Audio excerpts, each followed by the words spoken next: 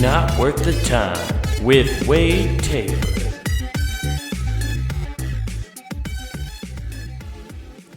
What's going on, everybody? Welcome back to Not Worth the Time.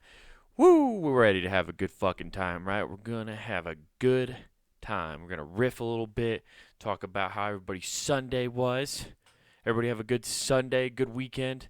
Football's back, baby. It's back in full swing. I remember what it's like to be a football fan again, because immediately was disappointed on college football day. Oh, Saturday was a brutal one. Ranked in the top 25, Iowa State, and then you get beat by Louisiana. Fuck. This is the second school in the top 25 ever in history they've beat. It had to be us. We had to be number 2. Ooh, it was a tough pill to swallow. Tough pill. So hopefully the Niners, when they go Monday Night Football, after you're done listening to this, just know I'm going to be very sad or very happy after Monday Night Football. You know, you can be like, wow, one of my favorite podcast hosts is super excited that hopefully maybe his team could get back to the Super Bowl this year and do better, you know? Or he's going to be really sad because now it's already off to a bad start and they got to dig their way out of a hole. It's going to be, whew, I need the Niners to play well, man. I need that pick-me-up, man. It's weird that I need sport. I never need sports for a pick-me-up, but I need them. I need it today. I need it. I hope everybody had a good Sunday, though. I hope you're enjoying the hell out of the football season being back. Hopefully some people are having some good old-fashioned cookouts, got ready, you know, had a tailgate-style football game. You can't go to the football games. You just do it in your fucking driveway, man. It's the best.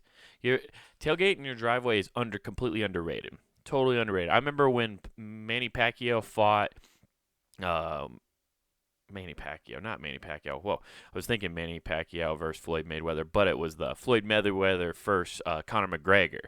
When that fight happened, my stepdad had this whole new setup that he wanted to try and test out for the Iowa State tailgating, right? So, like, we had to go. So he was like, we're going to do a practice tailgate. That's how dedicated to my family is to tailgating. We were like, we got to practice tailgating. So we did like a pit crew style setup, man. It was like we timed it, figured out how long it would take us to set up the TV to have the fight out there. And then like half of our neighborhood, that's the best part. Like once you do that, you're just sending a beacon out to your neighborhood, right? That like something's happening. So we had like our the tailgate of the truck up. It's like it was an Explorer, so it's like the hatch open. Then you have a tent over that to make the canopy even bigger. Then you have the TV in the back, set up the grill and stuff like that. And once you put all that stuff up, it's a beacon. You just have all your neighbors like, what's going on over there? You're just putting up a giant flag, or just it might as well be one of those giant lights that like car dealerships or like events use back in like they don't even use those back in the day. I feel like that's a very like 50s 60s thing that you used to see like in movies where it was like they had the big lights that some dude was tilting back and forth. We're gonna attract the people. See, if we wave these lights around, people are gonna go, what's that? Apparently people in the 1950s were just moths. They just saw the lights, big flashing lights moving back and forth that somebody was going back and they're like, we must drive to it. Gas is only 5 cents a gallon, so fuck it. We'll drive an hour and a half to see what those lights are. That's how bored people were in the 50s, man. There's no TV. You only got the radio. You're like, I'll drive 6 hours just to find out what that light is. It might be a UFO. We'll see if this UFO will kick into high gear for us, you know? But that's essentially what our tailgating for the Conor McGregor Floyd Mayweather fight was. It was just a beacon. And all our neighbors ended up bringing over chairs and just like watching the fight. Like, and we had a decent sized TV. It's good enough for tailgating, right? It fits in the back of the truck. It's big enough you can watch like College Game Day and stuff. So we're watching it on that. And I was drunk as a skunk that night. I think I fell asleep in the 4th round of that fight. I was so drunk. I treated it like a actual tailgate. When they said practice tailgate, I thought they meant practice drinking as well. Like I should get in a drinking shape. Apparently I was completely wrong on that. I was supposed to pace myself. Oh, well, what's the fun in that? If you're going to tailgate at your house, I mean, you might as well go balls to the wall. You go pretty hard when you tailgate anyway. But you can go extra hard if you're tailgating your house. You don't even have to worry about driving home. You're going to go walk in through the door and sleep in there. It's great. Tailgating at home. It's the best. I think we should do – that's going to be a very popular thing this year. during football season. Tailgating at home is gonna be the shit. There's gonna be a lot more house party like watch parties, and then you just watch all of college football all day. Like it's not even like you go for one game. Like I know you technically watch a lot of football when you're in the parking lot and stuff, but it's great. Don't forget to bring a dish though. That'll be the nice part. Is everybody brings a dish. That's the best part about tailgating is all the dishes. Although there are some weird ones. You ever see those people who bring mac and cheese, but they put corn in the mac and cheese? What the fuck is that about? Who puts corn in mac and cheese? It makes no sense. Someone tried to tell me it's for the crunch, but corn doesn't crunch that much. I guess it's that much of a difference. It's just weird, and it's also camouflaged in there. So, like, if you're not paying attention and talking to somebody, yeah, it's going to be a good day today. Our quarterback's going to throw one in. And you're just scooping in two big old scoops. And whap, and you're just talking. Yeah, man, it's going to be. And then you go to bite in. You don't notice it because mac and cheese is orangish yellow. Corn's yellow. It just blends in naturally. For all you know, it slipped, like a piece of corn slipped into one of the noodle tubes. You got corn stuffed noodle tubes. You don't want to deal with corn stuffed noodle tubes. That's my new favorite word. That's my new favorite phrase right there. Corn stuffed noodle tubes. That's an album. That's the name of like a Chumbawamba album. Corn stuffed noodle tubes. Yeah, and then you bite into that. Boom. That's a giant surprise, man. By the way, corn stuffed noodle tubes is the name of this fucking podcast. It is the name of this podcast. That is, I don't care. It's fun to say. You're going to be saying it all day now. Corn stuffed noodle tubes. You're welcome. You're welcome, America. But yeah, it's always fun. The get-togethers will be good. And I guess it's the only thing that sucks is like I know for like Iowa State games for like the people I know, the tailgating was cool because is it like where our school was? It was like centralized for the whole state. So we when people come from all over, it's a central place for everybody to meet. So we have friends and family and stuff who come from, all over, and we could all see each other every year. So now it'll be a little difficult. I'm sure it won't. It's not like you get together every weekend, but there definitely will be those parties definitely happening in the driveway, hanging out, social distancing, But it'll be fun. Those driveway tailgates. That's what's up, dude. Check those out. I've been going through all my clothing. I because of college football and pro football starting back up. I'm packing away some clothes or getting ready to close, and I wanted to make sure I had clothes to wear. Like it's gonna make a difference. Like I'm going to the game, but I still wanted to wear an Iowa State hoodie. It was like, who gives a shit, man? Just put away what clothes you don't want, but. I realized I was packing away. I started buying like crew neck sweaters or even like the small V-neck sweaters, because I think those are fancier and they help step things up for me. For some reason, cutting the hood off of a sweater makes you seem more of like a likable person. But I still look like how I look. I have this long hair, so I got a beard or 5 o'clock shower all the time. Like, you'll invite me to your family Thanksgiving, but you're still worried I'm going to talk to your nephew about, like, online sports betting. I'm going to teach him how to gamble. He's like, no, they don't even check your age, kid. You just got to put it in there. You just grab your dad's credit card, put it all on the bills. I'm telling you, Buffalo's going to have a hell of a season. Just bet it all on them. But I just find it weird that, like, somehow, because hoodies are a pretty new thing. Like, okay, let's find this out. Let's look this up. Because hoodies, I feel like, didn't exist until the 80s. And I don't think that's true. Like, but it doesn't seem like it was ever around in the 60s or the 70s. I've never seen a picture from somebody in the 70s or 60s wearing a hoodie. I would assume if I saw that, they were a time traveler. Okay, that's a dead giveaway. When were hoodies invented? Perfect. There we go. 1930s. Wow. I guess that makes sense. Okay. What's it say? More chill and less chilling. The modern day hoodie was invented in the 1930s by Knickerbocker's Knitting Company. Okay, Knickerbocker's Knitting Company. Okay, which became the brand Champion. Oh, so Champion invented hoodies. Well, you know what? Now I don't feel so weird about them making a giant comeback and being super popular. They needed that. They needed the turnaround. They haven't done anything cool since the 30s when they invented the hoodie. It developed to help keep warehouse laborers in upstate New York stay warm during the frigid winters. Okay, so yeah, that was like a utility thing. It's so funny how like many clothing items are just strictly utility, and then we turn like the fashion industry gets a hold of it. Yeah, so that see, I was way off. I knew I wasn't right. It's just you didn't see. I don't think you just don't see people wearing them as casually like until the '80s. Like the '80s is when like the hoodie became a thing that you saw wear all the time. There's always those guys, the hoodies, and then the one glasses that all the jocks guys wear. You know what I mean? Yeah.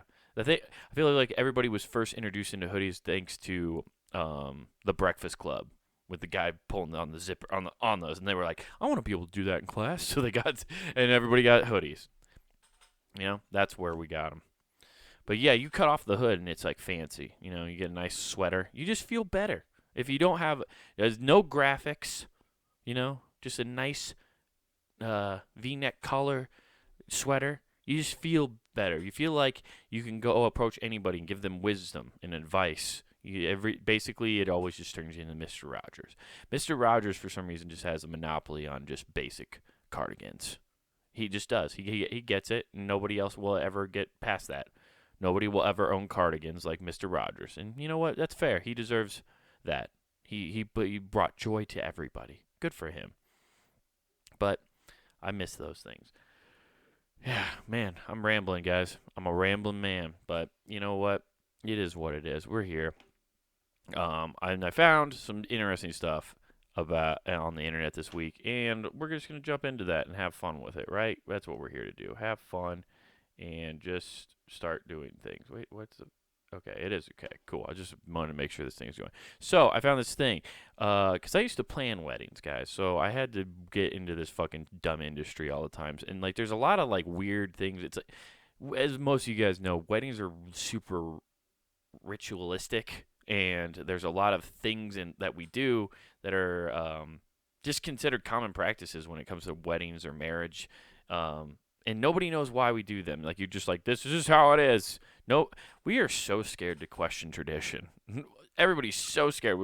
We just, I guess, nope, this is how it is. We just always do it this way. And I found this thing that said, why do we ask if anyone objects at a wedding? And I never thought of that either. Like, they always say that, so I was wondering. And it said it all started when people from wait, I will get this, guys. Okay, it all started as a way to stop people from accidentally marrying their cousin.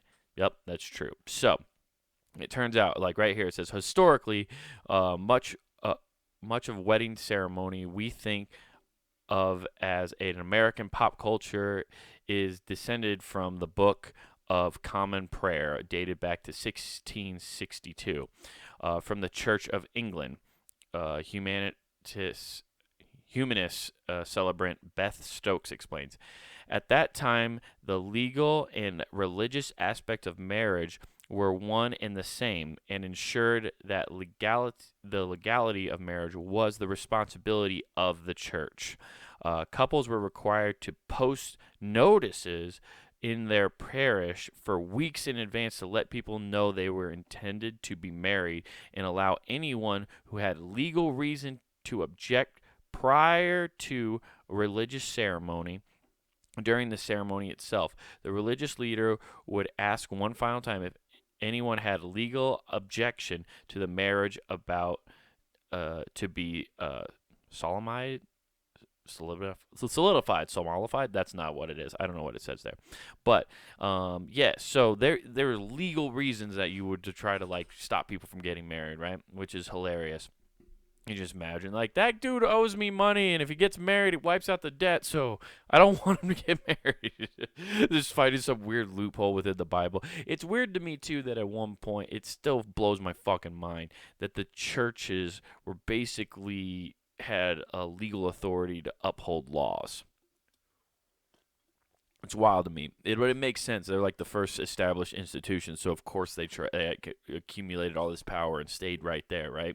They wanted to make sure they had a grasp, a monopoly, if you will, on everybody's shit. They just wanted to make sure, you know. They were the first police. Can you imagine that, a preacher being a police? It's Catholic cop. Turns out this guy was sleeping with his wife, his neighbor's wife. Oh no, he's committed a sin. I guess it's time for me to throw the book at him. Yeah! Catholic cops. Catholic cops is performed in front of a non-live audience. Just crucifying everybody. That's how every fucking thing ends. It's always in crucifixion. Catholic cops. That'd be that's almost redundant. If you go to Boston and you feel cops in Boston, that's all that is Catholic cops. Yeah, so I guess that show already exists, Wade. You missed it. Dang it. Well, we get priests to be cops. That'd be cool. The man of the cloth being a kappa. Yeah. Yeah, that would be. I'd watch that show. Let's see here. As a quick aside, marriage celebrant Jennifer Claim says the notion of objecting to a wedding has been around in a less formal sense for much longer. For example, in a blog post, it all goes back to two things: concerned about marrying a close relative and the notion of consent. While today most places is legal to marry your first cousin, it is. I didn't think that at all. Did you guys know that? We just learned something very gross, I feel like, on today's show. Yeah, don't marry your first cousin, guys. Don't do that. Don't marry your second cousin either. Don't marry your third cousin. Just get outside your family, okay? Don't be fucking weird. Don't do this goddamn shit that the Brits did for so long. That's why their fucking royal family looks like the way they do. Look like dogs that we bred together and made that. Which explains why, like, England totes them around like like Yorkies. The English people love bringing out the queen, man. They love celebrating. They treat her like a toy dog. They're just like, let's just bring out the queen to this event. Dude, the royal family is just a bunch of dogs. They just put them on display. Best in world. They're just always on display at all these weird events around the world. Yeah, the royal family. Oh, they just display them as dogs. It's great. Anyway. But today, so apparently it's legal in most places. It's legal to marry your first cousins. We're back in medieval times. Marrying even a sixth cousin was forbidden. You know what? I'm gonna say it. Maybe the medieval times got something right. They got one thing right, and it's don't marry your fucking cousins. Which is, it's all funny because everybody always makes that joke about how, like, in like those villages back in the day, because nobody ever ventured outside the village. You kind of just like were born, grew up in this place, and then died, right? So you were just around these same people all the time. So like families were just like, you just kind of all kept intermingling. So it was probably impossible to do. So for it to be illegal to even marry your sixth cousin seems like a really hard thing to do back in the medieval times. But by golly, they knew. I guess they don't have as much shit to keep track of back then. But how do you keep track of that? Nobody knows their family lineage that well anymore. Like the family tree, people really knew who the people in their family were back in the day. Like it, so much so that they knew who you could mention to get good favors and who not to mention. Like I know some of my extended family that I definitely don't talk about and try to avoid, that I'm not related to them at all. But like these people back in the day had generations of people. They were like, yeah, we know who not to mention, okay? Yeah, we need to sell this barrel of wheat over here. Do not mention Ted, okay? We don't need Ted to be in the fucking family tree, okay? It's just going to hurt business. Yeah, he was going around banging everybody's sheep, okay? Nobody wants to buy wheat from the family whose guy was molesting sheep, okay? It's a bad look. Don't bring up Ted. If they ask you about it, be like, we don't know who that is, okay? Just lie. And that's when people started forgetting who their family was, because of business. Capitalism made us not want to pay attention to our family trees. We were like, used to be family over everything. Now it's money over everything. Forget your family. If they're bad for business, fucking excommunicate them. Get them the fuck out of your life. Dude, yeah, and then okay, as you imagine who your sixth, fifth, or even fourth cousin might be, not may not be common knowledge. At the time, marriage by consent, two people binding themselves to one another in marriage, in secret without witness, was recognized as a valid marriage. That is legal through uh though it wasn't allowed by the church. Okay. So like they were more, it doesn't sound like they were upset about the marrying your sixth or fifth cousin. It sounds like they were more upset that you didn't like cut the church, and you know, old Catholic cop over there was like, "Hey, you got to cut in the deal, bruh. You know the deal. Pay the toll. You pay the toll, man. You fucking pay the fucking toll." I found out the other day, um, here in Utah, the Mormons, like there's a part of one of their ceremonial things when they get married, um, it is an option because like they stay virgins till they're married, or if you're like actually a devout Mormon, and they have a room that they just like after you do your vows and everything, like so all your family and friends leave and they go to like the reception, right? They're like, hey, we're gonna go party, and while we're partying, you guys have this room over here that's in the cathedral, I think. And you guys just go bone. So you go fuck right after you got married because you've been waiting like forever to do it. So like they just have a. That's how horny they know they've made these poor devout Mormons. They're just like, yeah, we're gonna set up a room. So after you guys say I do and everything, and combine the planets that eventually you inherit when you die, you will go into this room so you can just take you. It's an option. You know, you don't have to. I can't imagine being that horny that you're just like and wanting to have sex so bad that you're just like, I will do it while I know family and friends are trying to eat finger food in the lobby. They're eating hors d'oeuvres while I'm trying to plow my now wife. Like that is an insane situation. I don't know how you even get a boner. How do you do that? And it's got to be just horrible for the girl. Like it's our first time, and all of her family and friends know that that's happening, and it's not going to be good. None of them are. They don't know what they're doing. It's going to be terrible. So then you have to do that. Put back on the big wedding dress, and then go, dance and do the shoe game where you're like, who's the better cook? Oh, you're doing the shoe game. Right after you just had sex for the first time, and it was vastly underrated because you both suck at sex.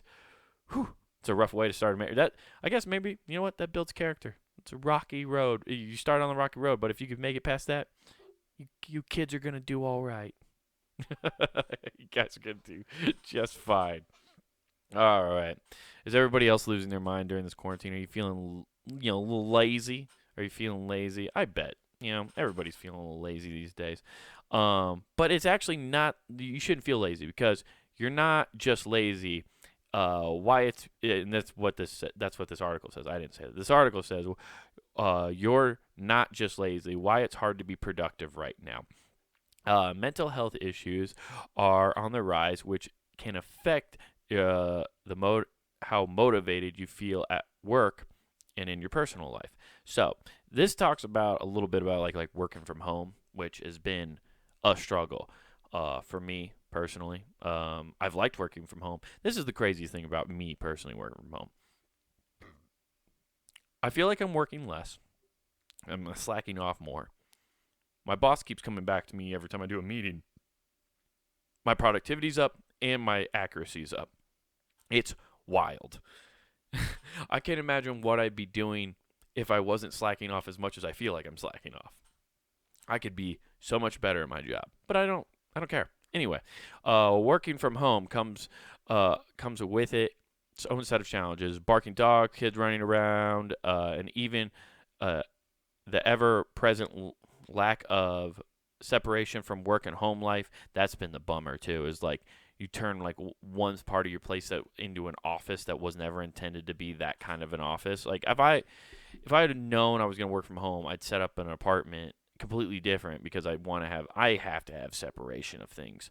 For a while I was working in this area where you see right here where that I do the podcast in, and this is all creative space. This is where I like to write my jokes or stand up. This is where I like to edit and do this kind of stuff. I have to separate, and I had to work in here and do my job in here, and it's awful. It was weird. I didn't like it. It almost sucked the creative energy out of here that I didn't even want to be in here to like try to create. That fucked that up. And then I have to have separation. It's like the same thing with like a gym. Like I can't working out from home doesn't work for me because I associate like hanging out. Like I could work out in my living room. It's not a problem. There's the space. I have the space. But it's horrible. I don't want to work out in my own apartment. This is where I come to relax. So why would I want to boost up my heart rate? So having a gym somewhere to go that has a designated place for that, you have to have that. I believe it's so important. If you work from home, wasn't enough to take off your A game at work, a worldwide crisis will sure do it. Yep. And your productivity is taking a hit due to your mental health struggles and anxiety, depression. You're not alone. One third of all Americans are coping with depression and anxiety symptoms in the wake of COVID-19. If you feel less productive these days and wondering how to deal and what can help, keep reading below to see it. So let's find out what we can do to possibly make this better. Why you feel less productive. Several studies have shown the connection between low productivity, even mild forms of depression. McGritt says, a normal brain thinks 70,000 thoughts a day. An anxiety brain produces 2 to 3 times that amount of thoughts and can even lean low product lean what can lean why wait that sentence made it can lean to low productivity from spending time oh, okay. Numerous thoughts. Okay, so like, yeah, you're just okay. That doesn't. Let's get to this. Like, okay, ways to cope. Let's get to ways to cope. Like, we understand what the problem is. I hate when articles do that. Up top, what do? We read what it was about, right? So they're like, wait, read below to see if there's mistakes, and then it explains like another 2 things that go what you're reading. Why the fuck they do that anyway? Somebody had to make a word count. Ways to cope with low productivity. First of all, unrealistic expectations in a time of unprecedented stress and uncertainty that you will be able to keep up with 100% of the work level productivity once sustained pre-pandemic. With that being said, here are some things that you can try to cope. Okay. Give yourself permission to slow down and do less. Yeah, do what I did. Start scrolling through phone. I'm up to almost 8 hours of phone time now. Woo! That's so depressing. It's so depressing that I'm on my phone that much now. It is garbage. I'm a human trash, and I preach about getting off my phone all the time, and here I am. It's almost at 8 hours a day. Almost. Jesus fuck. Anyway, reduce your mental load. Take one thing at a time to reduce your mental load. If you find daily household tasks are not getting done, find a way to eliminate some of them from investing in paper plates to avoid doing this. Oh, you know what? If you're having some trouble mentally, you know what? Fuck the environment. Fuck the environment. Get some paper plates. You don't need to do dishes. It'll make you feel better. That's fucking great. Make joy and self-care a priority. Yeah, so that always should be the biggest of all things. I don't think enough people are trying to make themselves happy. We're trying to keep up with so much of the goddamn news and trying to stay in the know. We got to stay in the know, guys. I think ignorance is bliss sometimes, man. And so, like, just fucking turn it off. Turn it off, man. One of the things I've been doing that's helped me, and it's not like it's anything crazy, and it's like it sounds stupid, but it's been helping me. Fucking just turn off my phone and go sit on my porch. Just sit out there and just look at shit. It's great. It's helped me a lot. I don't know. That's just a dumb little thing I do, and it brings me happiness because it's just quiet. It's quiet, and I don't have to deal with anybody. You know what's not quiet, though? Punninggame.com. That's right. There's so much content there of me, Nathan, Matt Lamb, a bunch of people on the website. And we're just yelling into microphones and talking shit. And you can find stuff there every day of the week. So go check out puntinggame.com. That's where you found this great show. You can find the video version of that show here. You can also just find it on YouTube. Go to Comic Wade Taylor on YouTube and hit subscribe there. We really appreciate that. You can get all the different podcasts I do plus stand-up clips. It's great. Also, guys, while you're at puntinggame.com, don't forget to go to the Punting Game shop where you can find hoodies, t-shirts, t-shirts like this one for Who Gives a F. I got t-shirts for Not Worth the Time. It's fantastic stuff, guys. So go definitely check that out. Grab yourself something. Support the show. And don't forget to use promo code NWT. POD. That's NWT Pod for free shipping at checkout. So definitely check that out. When you're listening to this, guys, I actually have a show coming up. At least it's still on the books. Hopefully, it actually happens. September 25th. I'm headlining Teehee's Comedy Club in Des Moines, Iowa. We're going to be doing that with, there'll be 4 other people on that show. It'll be great. I'm going to do a half hour. It'll be so much fun. Really looking forward to that. So if you're in the Des Moines area, come out, support. It'd be really fun. It's going to be a lot of fun, guys. Get out of the house, wear a mask, come have some drinks, hang out. It'll be great. Guys, thank you for listening Not Worth the Time. Hope you had a good one. And remember to eat those corn stuff noodle tubes.